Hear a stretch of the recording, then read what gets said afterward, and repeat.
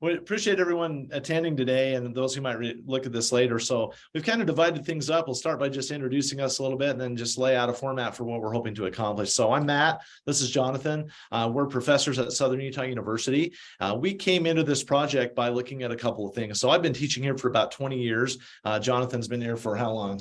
About eight. About eight. It seems like a long time. It seems like we've known each other forever. Maybe that's just because the problems that we had hoped to solve with what we're going to talk to you about today, it's felt so good to find some solutions that we think have worked. And we hope to be able to share some of that with you today.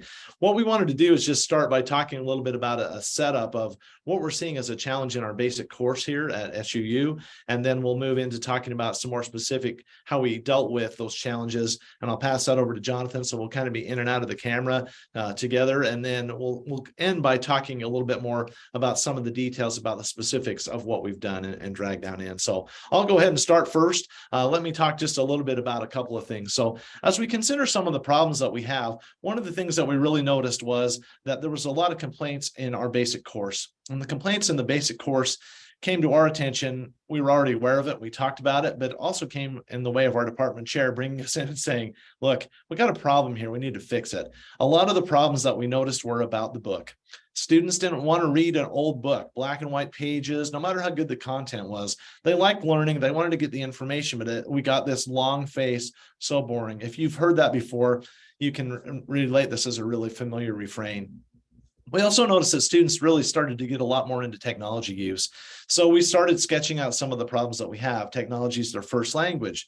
They're familiar with technology. And most importantly, they learn from technology. So we wanted to figure out how could we use technology in the basic course for that to work. Now, to give you an idea of the scope of what we've done, we run 17 sections of our basic course in the fall and 13 in the spring. And out of those, we have an additional section that's an online section in each of those semesters. We also run summer semesters. And so we had a pretty substantial problem here for what was going on in the department.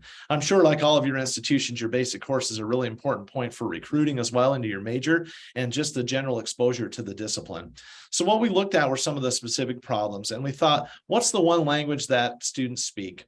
And we think it's technology, more specifically, even into popular culture. So we started figuring out what I call the smash and grab approach to YouTube, go out, find videos, make those illustrate with concepts. And we started to notice some great retention kinds of benefits as well. And that was for people to see a clip and then have a concept. And so you could go, hey, you remember that part when we talked about self-disclosure? And then someone would be like, oh, is that the clip we saw from Seinfeld or Friends or whatever? Yeah. And so we started to notice that.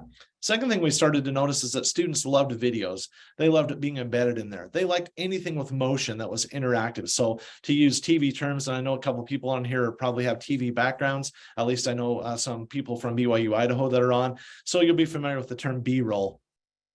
We also wanted to have a way where we could have a book that really traveled with students, that they didn't put in their bag, but that we could reference, and we could have a common course material that was really easy to carry with them. So we started thinking about that. We also started thinking about how could we get really good content and have very short reading assignments. We believe that students are reading as much as they ever have, but they're just reading it in a lot shorter segments. So we started to pay attention to some of those details. We also started looking at blogs and web design and looking at other industry trends. Right now, we're seeing a lot of vertical video. So how can we incorporate that into the classroom? We noticed, as important as all those things were, that whatever we did educationally for content, we had to match that in an entertainment venue. So they almost have to be a one-to-one kind of level. So what we are going to talk to you about today is a way that we've done that. We also have the final complaint, which maybe you've dealt with and we've tried to figure out, which is book prices. That is the low-hanging fruit of complaint for sure in higher education. So students complained about it. The book's expensive, it's boring, the instructor isn't using it, we're not reading it. How can we fix all that? So we thought in our teaching approach, how can we overcome all these problems? And here's what we did. So I'll get out of the way and let Jonathan tell you. So, hey, I am Jonathan, and I am the basic course instructor for Comm 1010 here at SUU. And like Matt's already said, we have 17 sections of this course this semester. There have been times in the past we've had up to 20 or 21 of those. Most of these courses are taught by our adjuncts or GTAs, our graduate teaching assistants. So there's a lot of effort on my part to make sure that all across all of these sections, we have similar outcomes that by the end of the semester, we've taught the same content. We've tried to measure the content equally so that the students come out of this course with very similar experiences and engagements. And so while I'm also the basic course director, I also teach one of the courses as well. It keeps me current. It keeps me engaged with what our students are doing at this moment. So what I want to show you is kind of my teaching approach as I use this book. One of the things that I like about the book that we've already said is that it's very interactive. So one of the things I do is I don't even create PowerPoints anymore because the book is a PowerPoint in itself because it's already incredibly visual. So I'm sharing my screen here, and this is the first page of the book. And if I were to come up to our first module here, the process and skill set, you can see that this book becomes very interactive. All of these sections are places that you can scroll over. It gives you some content. You can close it out and talk about the process, explain that a little bit. But instead of creating another PowerPoint that overrides the book, the resources are just embedded within the book itself. So we're taking out a ton of prep time that instructors don't even have to use anymore because it's already there. As the students engage these books, I use it as the teaching presentation aid, but I also have them open up the book on their computers or on their cell phones or whatever that might be, because there are places in this book that they can input information and it can be stored in there. But one of the things that we like about this book, Matt's already alluded to the content of the YouTube videos. So, right, I pull up axiom number 1. We define what you cannot not communicate really does mean. And then instead of writing more text to try to explain it, we can just link out to YouTube.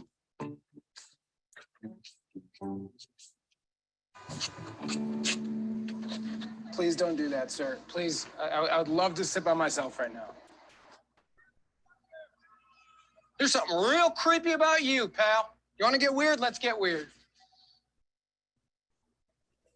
So then after we watch those videos, of course, we can come back and engage the classroom on that concept, on that topic, whatever that might be. Because it's visual and because it's interactive, students can interact with this book as I teach the concepts, which means I get to watch a video and then I can come in and discuss that concept or get some of their ideas out of that.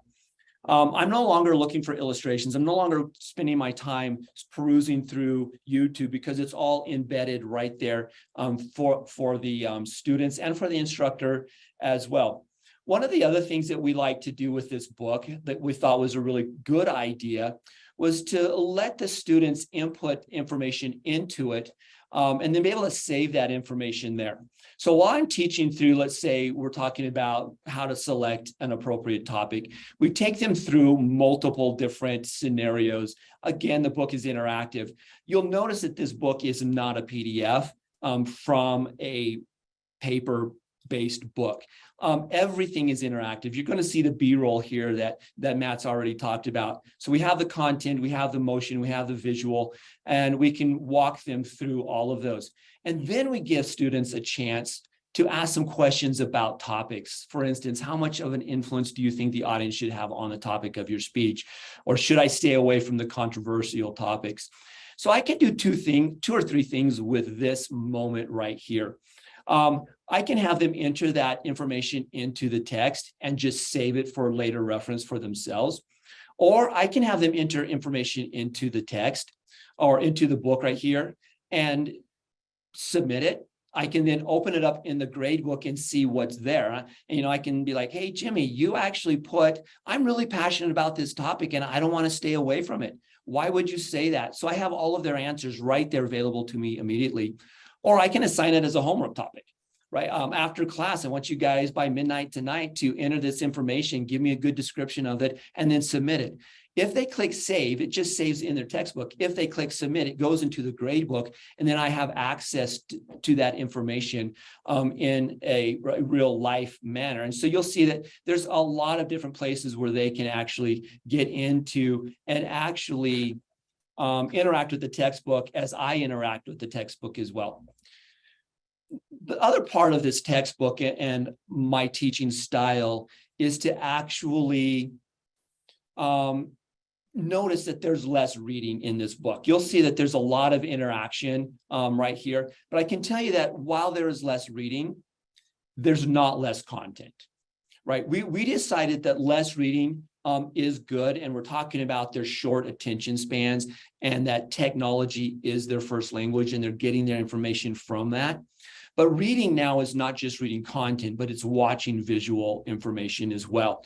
So we illustrate, we'll define a concept and then illustrate it visually if we can. And so you'll find that throughout the books, we will have illustrations from shows like Friends or Big Bang, Modern Family, The Office.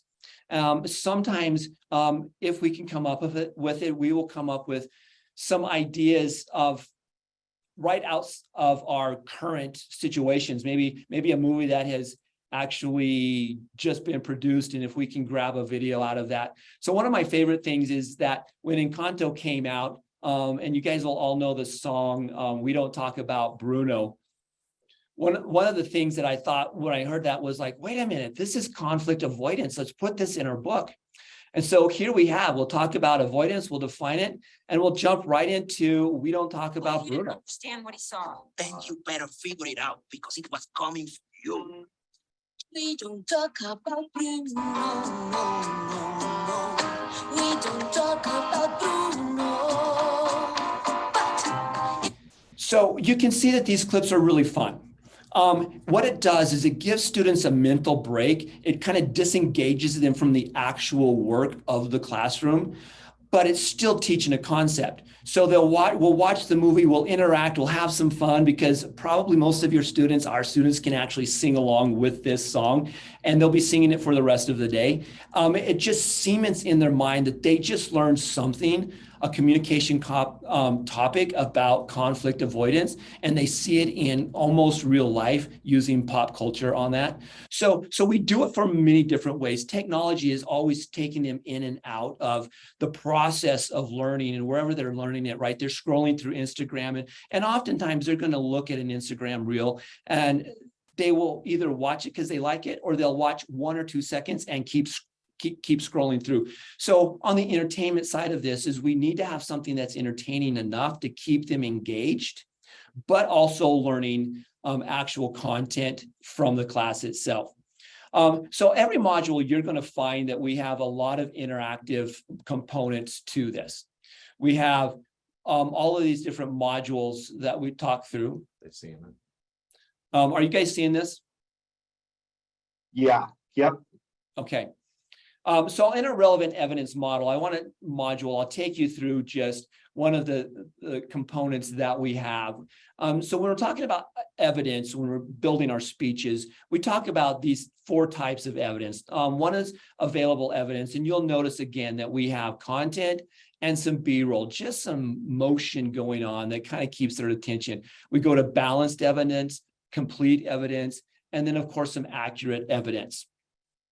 After they learn those concepts built into the book, again, it takes out the prep time for me. We want to take them into a real life situation of looking at evidence. And so we take them into this group called the Freegans. And there's 4 types of evidence here. So they can click on Freegan and it takes them to the actual Freegan website. They can click on a primer in Freeganism. And this is somebody else writing about it. This is a blog that somebody has created about the Freegan lifestyle. And then there's the Freegan's risks of the hazards of dumpster diving. And you see we have a medical journal here that talks a little bit about that. And then our last one is living off trash, is actually a news piece that somebody actually did about this lifestyle. good. So what we teach them out of this then is take the types of evidence. I'll usually split the group up into four different groups in the class, have each group interact with one of those, and then come back to the class. And then we get to talk about, what is it about that website? Was that website available evidence? Yes, it was. Is it balanced evidence? And if they thought it through, they're going to be like, yeah, it's probably not balanced evidence. And we get this real life situation where we've provided content for them to engage in the classroom. Now, again, this is another piece where I can either do a classroom discussion out of this, or I can assign it as homework, or whatever that concept may be. And you'll see that we always have a save and a submit button after we've asked questions, depending on what we want within that text, within that assignment, whatever we're doing with that.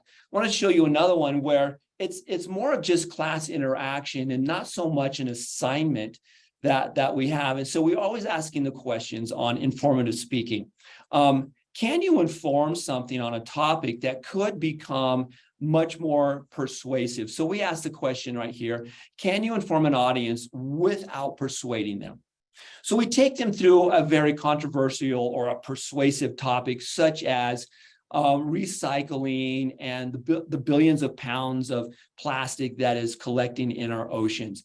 And we want to take students through the process of actually looking at how can I inform without having persuasion. Now, so this is just a quick interactive that they can play with, we can use in class, and they can answer these questions. Number one, is this relevant information? So you'll know that we've just talked about relevant information, and now they can click on yes. If they get it right, of course, they get the check mark. If they get it wrong, they'll get an X. The next question, when the quotation is powerful, should you use it? Well, I'm going to click yes, but in the background pops up another screen that says, but you need to make sure you verify this information because of this group's extreme behavior. So we're trying to teach them how to create things in a very visual way. So again, you can see that I don't really need to create another PowerPoint because the book is already visual enough and it's interactive in the case that we can just continue using it as an interactive tool within the class, as well as a presentation method as we go forward. So as we go through all of these different scenarios with interactives, you'll see that we've done a whole lot of work in every single module that we have. And in every single module, as we're teaching a different concept of the speech writer, prepping the speech, I'm sorry. You'll scroll through there. We have all of the interactives again, fun little things where there's just moments that you can jump into. Again, screen sharing. Again, a little bit of text, but a lot of content. As you scroll through different things, they can play with things of drag and drop. You can tell that we've really trying to engage the audience in a way, or our students in a way that's going to keep their imaginations going. So they can drag and drop some information and see like, so this is how a speech should process through that information. As we go through this information, we give them like a chronological sequence pattern. And so we'll define it. We'll show some ideas of how to use it and then actually illustrate the actual outline format. And then again, we give them situations where what kind of an outline or pattern would you use right here? So what I want to show you here next is that built into this book is a place called Time to Plan. In Time to Plan, every single module has this. And when you click on it, it opens up our outline assistant. Because while we're teaching about topic selection, I want them to be able to put topic in there and save that for later information. And then they can create their outline out of that later. The specific purpose statement to inform or persuade my audience. Now we'll all write our attention getters together. We may even talk about our attention getters. But you can tell that every time I click on this, you'll see something up here. It says your answer has been saved. So there's an automatic save feature for the student. They don't have to worry about it, that it's there. If I want them to submit it to me, I can scroll down to the bottom and they can just click submit, and I can see exactly what they're producing for their outline. When they're ready to give their speech, they take this information from here, put it in true outline form, and throughout the course of the semester, as we've been building our speech, it's saved right there. They have all the information they need, and they can just move on from there. Not a whole lot of work is needed from there. And then, of course, our book has a grade book embedded within it as well. Different ways that you can look at that. I'll just look at the components. And when I want to see something, I can select on a component. And you can see the first part of this are all of the quizzes. but then look at all of the places, dozens of places of interaction for our students that can either just be a saved, a class interaction, or it can be actually submitted to me as the professor. So that's a little bit of information about how I teach this class, how I approach Comm 1010 and speech prep with our students to really keep them engaged in the content of what we're trying to teach them and make it current and utilize their language and utilize technology to help them learn this topic. So I'm going to give this back to Matt. All right. Good news, I'm back. So I'm going to stop at one share and we'll start another one here in just a second. So I'm going to take a minute and just talk about some of the unique features of what we've tried to put together as a book. We call it a book. We use the language of modules, but what we've really just created, we think, is a digital learning experience for students. And so what we had hoped to accomplish, you'll notice that Jonathan had clicked on a couple of pages on our front page and have all the modules listed. We created this like a menu, again, thinking about students and about professors as well. If you think about, well, I don't really want to do it in that order, we created an order that worked for our program here at SUU. What you could easily do was say, well, I just teach a public speaking only class and not a hybrid like ours is. Fine, you don't even have to have those included. So there's a way to custom build a book and to move the modules around in the order that you want when you set that up at the start of the semester. So there's a lot of maximum flexibility in there. Also, we had this idea of how can we do this and have people carry this around in their pocket. So here's what our solution is. So I'm going to show you just a video over here. And this is a video of what it looks like on a cell phone. So I'll show you this population. The start of the semester, I have a student that sits on the front row of my persuasion class, and he was taking notes, pencil and paper style. And then this week, I made a statement. He said, "Professor, could you repeat that?" I said, "Yeah." And I happened to glance and look at him, and he was taking notes on his phone. And so as much as that's not something I would probably do because I have fat fingers, but I would continue to work through that content. But on the phone, you can see you still have all the same interactivity. So regardless of the device, some of the things you've already seen, this is what they look like in a mobile format. And so for us, that was really important. So wherever students had Wi-Fi access or their data, they could submit things, they could interact. They could do that if they were out of class. You could connect with Zoom or during the COVID pandemic. We've had a lot of things to adjust to, as all of you know, but it's been valuable for us to be able to put in these format. So not only could you kind of dissect the book up, but you can make it portable for anything that's out there. The other thing that you'll notice in here as I continue to let this scroll is you can see how clear everything is as you click on the different interactive links. And so we've embedded in there so you can go horizontal inside the book to dig in for more information. But again, we have reinforced the save and submit feature. It's the same one. We've also reinforced a very small amount of text. And that's really important because we know students don't love a lot of text, right? They don't like to read a lot, but they will read. So I've done experiments with them to help them understand what's actually happening in the process. And what's happening with them is they're still wanting to learn, but they still need a little bit of help. So here's what I'll kind of end with, and then we'll just talk about those. The last feature of our book that we think is kind of unique is how we've approached the interpersonal communication and relationship sections. So what's actually happened here in ours is that we looked at relationships and said, you know, while we're fixing this other mess with this book, what else could we fix? So we said, what do relationships do? What's the trajectory of a relationship? Here's what we think. We think all relationships have forming as a stage, maintaining as a stage, and even terminating as a stage. So we organized 3 modules along those lines. Then we subdivided those modules into other sections. And the subdivision on those sections was also really important for us. So we developed them around 4 relationship types. We looked at family relationships, platonic relationships, romantic relationships, and work relationships. So there's consistency across all 3 modules. Then we subdivided those sections into common things that we experience in relationships that students need to think about. And those were technology, conflict, verbal and nonverbal communication behaviors, the role of emotion, trust, and deception. And incidentally, that also is a great primer into introducing other aspects of the discipline as part of the recruiting measurement. So the time we've spent in this book, we've really tried to create something that's a one-stop learning shop for professor and for student. And it's been really a lot of fun. It's a challenge, something that we think about every day, and I hope today goes better than yesterday, just like we all do for class.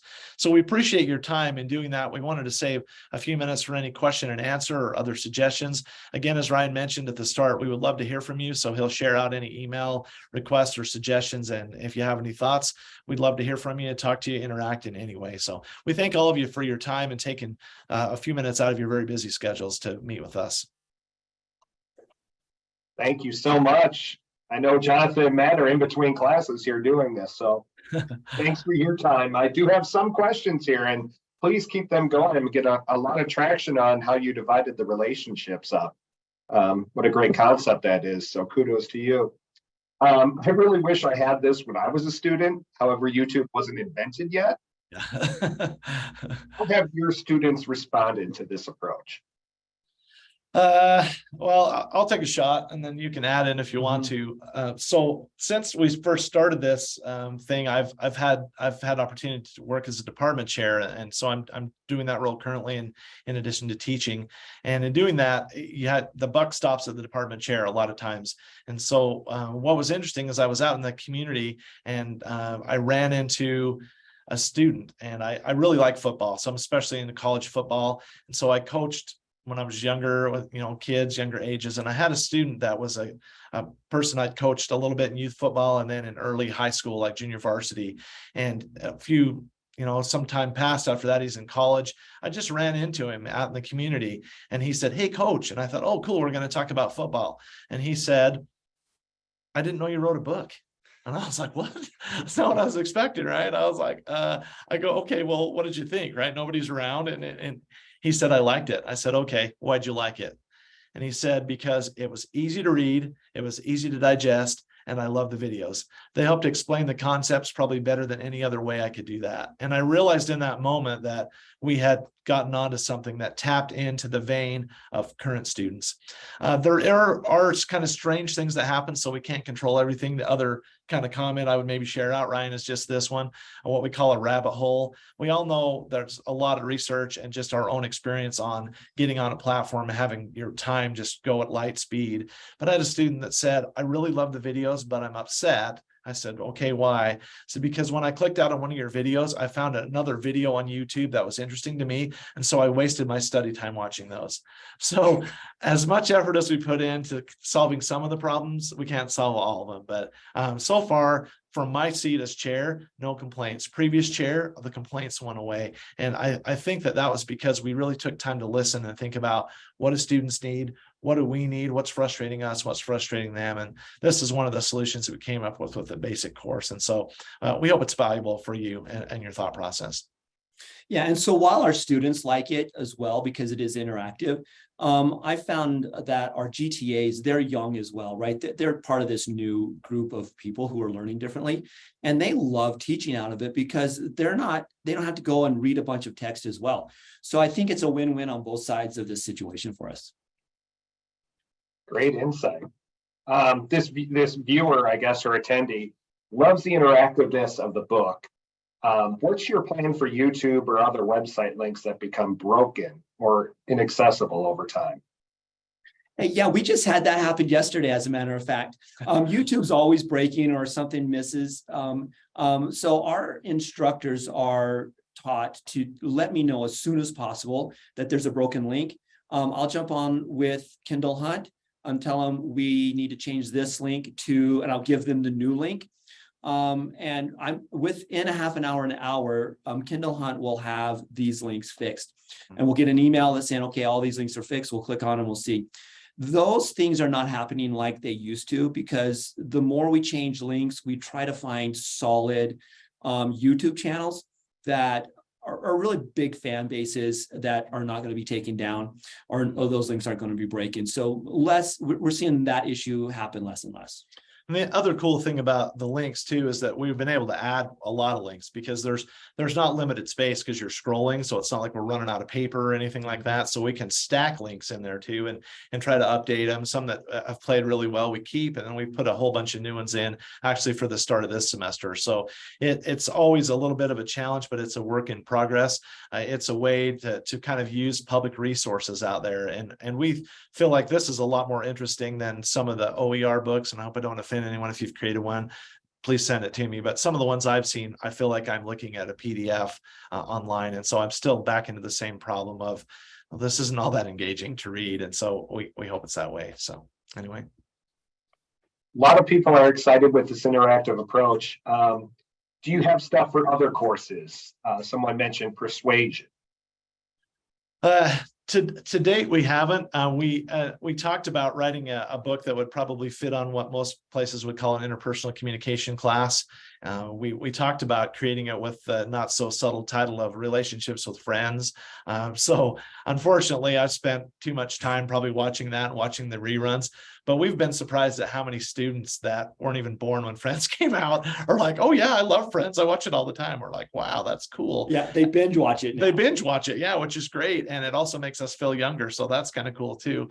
But we've only kind of talked about that. We've talked about creating a Comm theory interactive book, and we've sketched out a few ideas there. And then likely, going forward with that, it's just been trying to find a real good sweet spot for what we've done so far, and then share it out with people and say, hey, what do you think? We've had good responses. Maybe you could use it too. And so that's kind of where we are to date, I think. Are there concepts that you found harder to communicate visually? And if so, how you've overcome that? Yeah, I think I think there's a lot of things that are harder to do visually, right?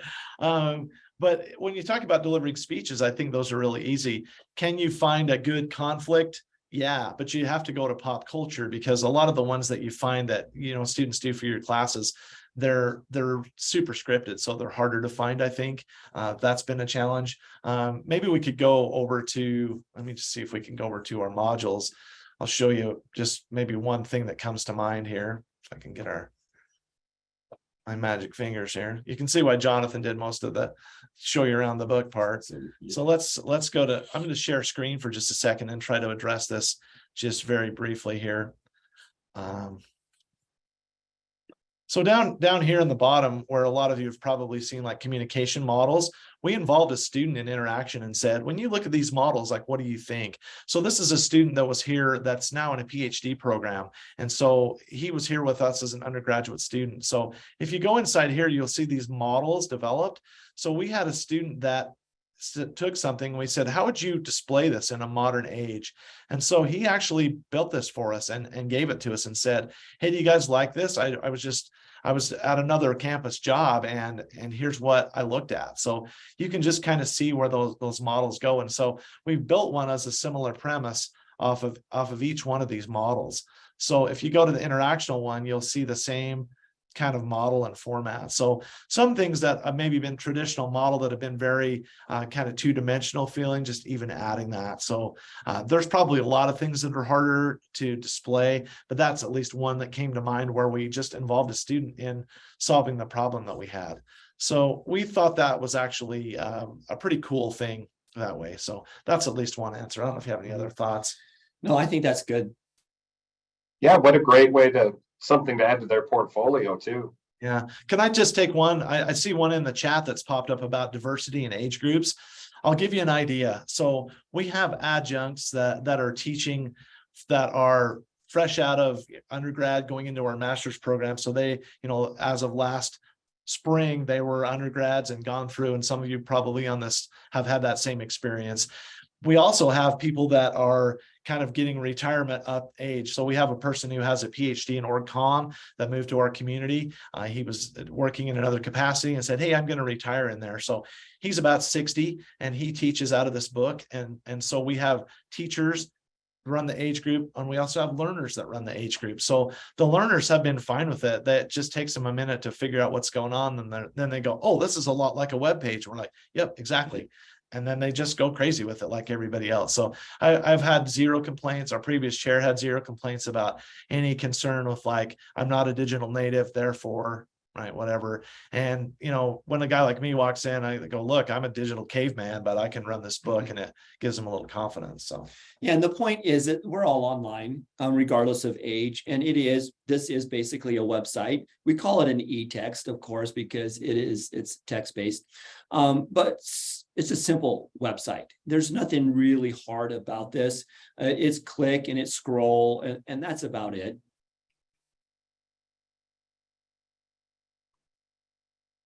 Great.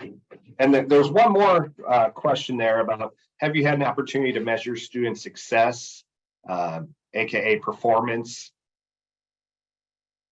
So one of the things we do every semester, and we have one coming up this next Monday, is in order to help me measure our instructor success and make sure our outcomes are kind of the same, and then measure student success as well, is we actually do a speech competition every semester. And every instructor brings their best student. We actually put them in a contest. We give away first, second, and third prizes. And so we get to measure how well students are doing, not just against themselves and what they've been graded in their class, but are they graded and successful against all the other students? You know, so there's 500 students going through this course, and we're putting all these students up together, letting them compete, seeing how well things have gone through. So while the question says something about internships, we're measuring student success here on campus about how well they can actually present themselves. Mm-hmm. And I would just add to that, the other thing that we do is we collect data, like I'm sure a lot of you do, to look at kind of what kind of norming and did we meet the outcomes we want. So if we say that we want 90% of our students to pass at an 80% rate, then we look at all those scores and kind of normalize them and pay attention to what's going on in terms of these areas. And then we have regular meetings with our instructors and graduate teaching assistants to talk about that, so we have continuity across the course. So we try not to sleep at the switch, but we feel like we've had really good outcomes. The outcomes have been better than they were in the past, so we didn't lose anything by doing that. In fact, we feel like we've gotten some gains. It's because students are a lot more interested in the book and the class than they were previously. And thank you once again for your time and the questions from all the attendees. You had mentioned, Matt, some of your students weren't born when Friends came out. So curious, do you have any suggestions for practical ways of staying current on trends that'll be relevant to students? I do. I talk to them. I ask them, like, what are you doing? What did you see? What's out there? What's going on? I think a great way to stay current is TikTok. So we just did a large scale TikTok contest on our campus that our department did for our college. And so we said, tell your SUU experience on TikTok. So we had a contest and did some things. But if you want to find out what's trending and what's going on, I think social media is really the big outlet there. And then we asked what's trending. One that disturbs me that's trended a lot this semester is the Jeffrey Dahmer Netflix series. So I just heard it in class, and so I just engage in the conversation, right? I mean, it's worth 5 minutes of class time to find out maybe once a week what's going on. And so the question I wanted to know was, why are you watching that? And so I got some interesting answers back. So that's one suggestion. I don't know if you have others. Yeah, I think the same thing for me is just listen to students talk, ask them questions, ask them what they're doing, what they're binge watching at the moment. And it's amazing to me what will trend, like even old shows that'll trend, because that's what everybody's into in the moment. And it usually comes from something in social media. Social media has spurred it, like they'll see clips, reels about something, right? So Yellowstone's a huge topic right now. Everybody's watching Yellowstone. And so I'm like, well, why is that trending? And so you just have to jump in and see what you can harvest out of those kind of things to make them applicable to their learning experience. And I think if you play your cards right, you might have to have a mental health day to watch YouTube or, Netflix or whatever, right? Well, I'm doing this for the students, right? I'm binge watching a show. So, I mean, it's kind of fun. So.